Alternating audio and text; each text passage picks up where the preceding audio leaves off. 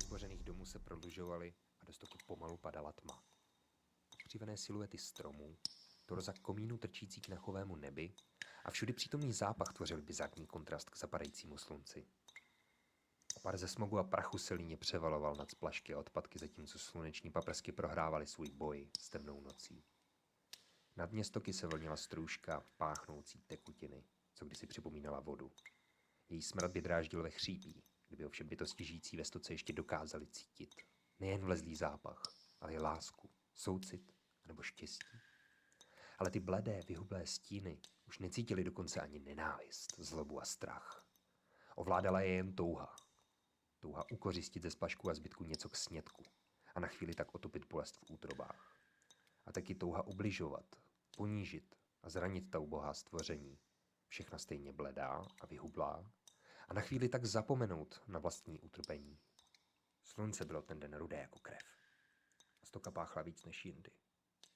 Ten rudý kotouč už mizel za znetvořeným obzorem a na nebi začaly pomalu vycházet hvězdy.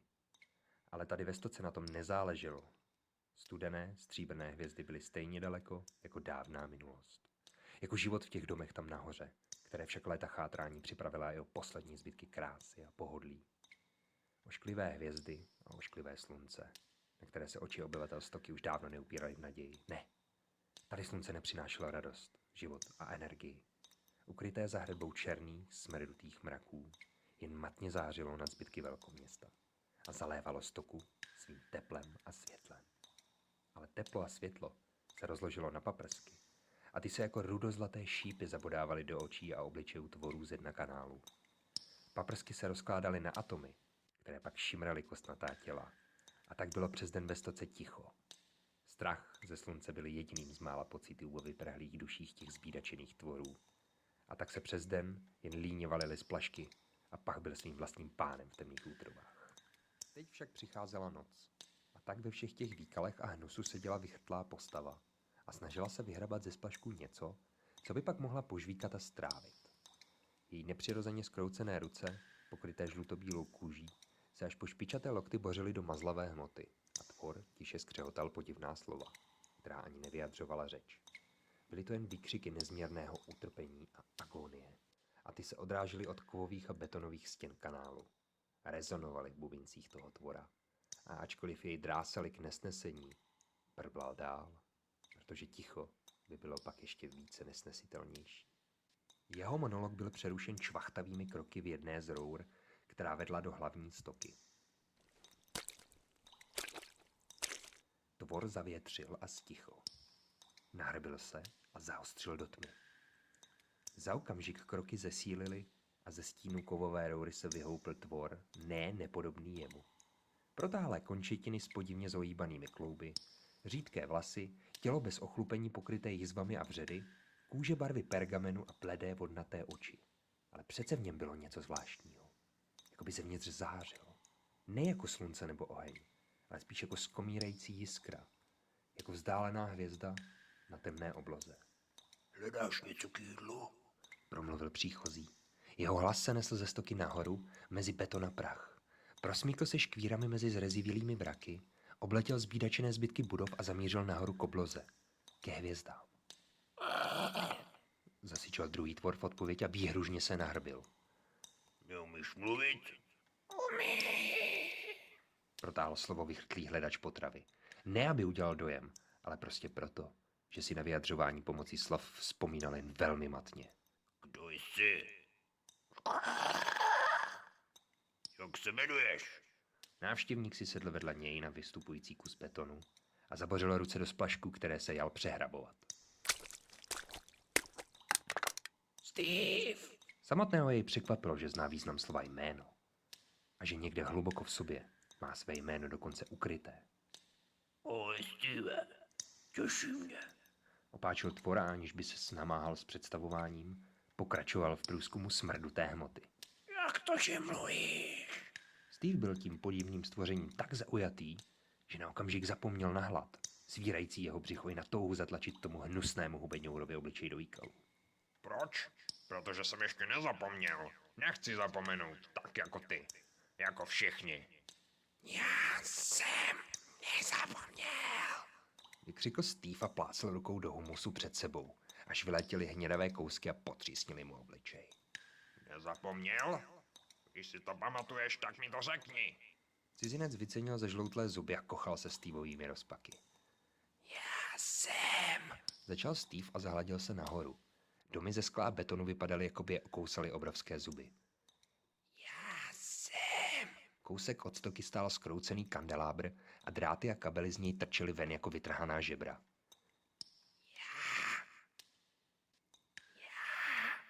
Stříbrné světlo hvězd se pokoušelo alespoň trochu zaplašit stíny na dně páchnoucího kanálu. Já jsem býval člověk, pronesl konečně Steve a pokusil se na znetvořené tváři vytvořit něco jako napodobeninu hrdého úsměvu. Hrdost a pýcha ale byly vlastnosti, na které Steve už dávno zapomněl. Člověk?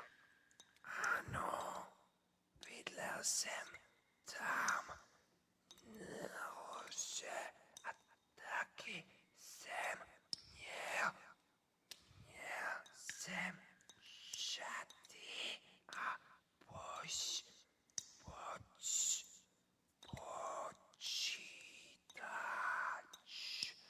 Steveova tvář se opět skřivila do škvrbu, který měl představovat úsměv.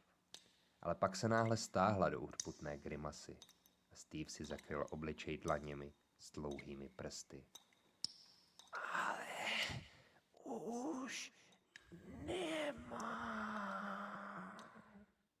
Zavil a začal zořivě hrabat ve splašcích. Jeho žaludek si žádal o trochu jídla a jeho prosba byla konečně vyslyšena, když Steve vyhrabal zachovalou mršinu ptáka.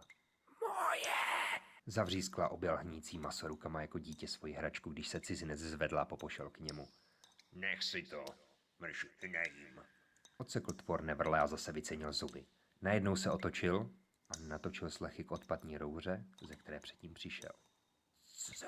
Co je? Steve se přiblížil ke kruhovému otvoru a začenichal. Oči se mu rozšířily a zahrabal nohama v odpadcích. Horda! Co? Steve, je jich aspoň 30. Pronesl cizinec a zkousl mezi zežloutlými zuby své nepřirozeně bladé rty. Steve si raději ani nepředstavoval setkání s bandou 30 největších hromotluků, kteří žili ve stokách. Setkání s hordou většinou znamenalo jistou smrt. Jejich bladé oči viděli vždycky tvůj strach a jejich pokřivená chřípy vždy zachytila pak žrádla na míle daleko. A šli si pro Steva jeho úlovek. Dusot jejich nohou rezonoval v železné trubce a Steve pospátku zavrávoral zpět do hlavní stoky. Pojď ty zbabělče, utečeme jim. Cizinec ho popadl za ruku a smíkl s ním do nejbližší roury. Poběž, co nejdřív sněz to jídlo, jinak nás budou honit po kanále celou noc. Steve přikývl a zatímco se hnal tmou, žvíkal maso a jeho žaludek se zaplňoval příjemným pocitem tepla. Ten pocit už znal. Věděl, že ho zažil, ale cítil ho trochu jinde. Výš, nebo snad níž?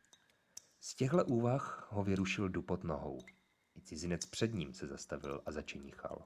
Jdou za náma, škytl Steve a odhodil poslední kůstku z křídla. Zalez sem a mlč, odlákám je. Sykl cizinec a chtěl se rozběhnout zpět tmou. Steve ho ale chytil za nohu. Počkej. Někudy sem dopadalo světlo a Steve tak viděl neznámému do očí. Třpitili se jako hvězdy. Ledové, smutné a tolik vzdálené. Kdo jsi? Neznámý zformoval svůj znetvořený obličej do přívětivějšího výrazu a naklonil se ke Steveovi. Dech mu páchl po honilobě. Když zašeptal Steveovi do ucha. Kdysi jsem býval bohem. Pak vykroutil ohromenému Steveovi svou nohu ze sevření. Ale než se rozběhl zpět do tunelu, dodal. Všichni jsme ve stoce, Steve. A topíme se v těch sračkách. Ale někteří z nás se dívají na hvězdy. Na to nezapomeň. Než dozděla ozvěna jeho slov, zmizel ve tmě a Steve zůstal sedět sám v otlučeném výklenku odpadního kanálu. Dírou ve stropě sem pronikalo světlo hvězd a Steve se na ně ohromeně díval. Od toho podivného večera vycházel vždy po západu slunce ven a sledoval třpitící se démanty hvězd na obloze, kterou znásilňovaly špičaté, ohořelé zbytky domů a stíny kouře ze zvířeného prachu. Díval se Žasl. A aniž by věděl, v co nebo proč, taky doufal. Pak ale přišel den, kdy stoka páchla víc než jindy. A slunce bylo při svém západu rudé jako krev. Jeho paprsky se nemilosrdně zakousávaly do rozpraskaného asfaltu, kterým prorůstala tráva, a halily krajinu do krvavého závoje umírající nevěsty. Ten den Steve nepřišel. A nepřišel ani druhého dne, ani den poté.